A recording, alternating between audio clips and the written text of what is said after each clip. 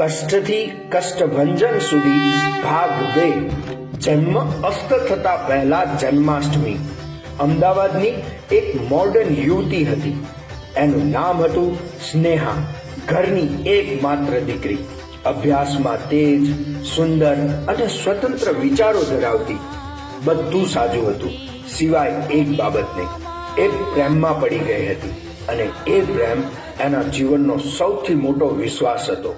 અને એ જ વિશ્વાસ એના જીવનનો સૌથી મોટો દુઃખ બનીને તૂટી પડ્યો. 4 વર્ષનો વિશ્વાસ એક જ મિનિટમાં તૂટી પડ્યો.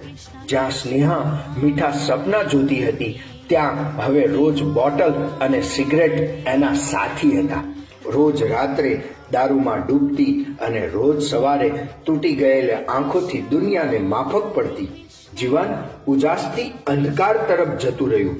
એક દિવસ એના માતા પિતાએ એને બેસાડીને કીધું, આવી રીતે તો ક્યાં સુધી જીવાશે? આ જીવનનો તો અર્થ જ ન રહ્યો. પણ એને વાત ઉપર ધ્યાન ના આપ્યું. એ જ રાત્રે એની બહેન જેવી બહેનપણી એને મળવા માટે આવી. એટલું જ બોલી કે તારો જન્મ અસ્ત તરફ જાય એ પહેલા તું સાળંગપુર આવીને જન્માષ્ટમી ઉજવવા માટે આવ. સ્નેહાના મુખેથી ના આવતા પહેલા હા આવી ગઈ. સ્નેહાને એ પણ ખબર ન હતી કે સાળંગપુર ક્યાં આવ્યું છે. બસ એ જ સમયે તેને નક્કી કરી લીધું કે મારા જીવનનું અસ્ત થતા પહેલા હું જન્માષ્ટમી ઉજવીને આવું. જન્માષ્ટમીના એક દિવસ અગાઉ પોતાની કાર લઈને રાત્રે નીકળી પડી.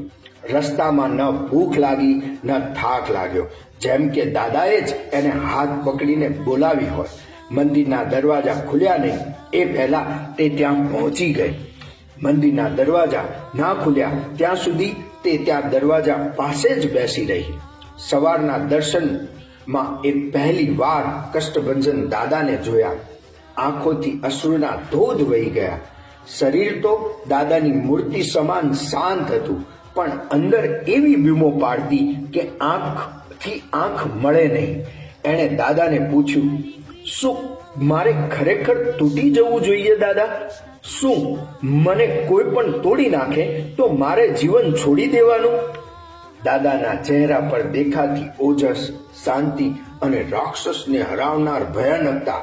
એ ક્ષણે એની અંદર એવી શક્તિઓ જાગવાની શરૂઆત થઈ. ત્યાં દાદાની આરતી પૂરી થઈ. હનુમાન ચાલીસા વાંચી. આંખો બંધ કરી એને દિલથી કહ્યું, હવે જીવન જીવાશે, એ પણ તમારી સાથે દાદા. એ જ દિવસથી દારૂ અને સિગરેટ છૂટી ગઈ. દુઃખ હજુ પણ હતું, હવે એ દુઃખ સામે લડવાની તાકાત આવી ગઈ.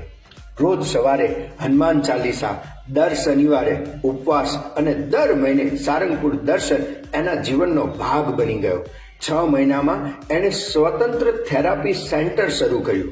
આજે એ સ્નેહા જે છોકરીઓ હારી ગઈ હોય એના જીવનનો પ્રકાશ આપે છે.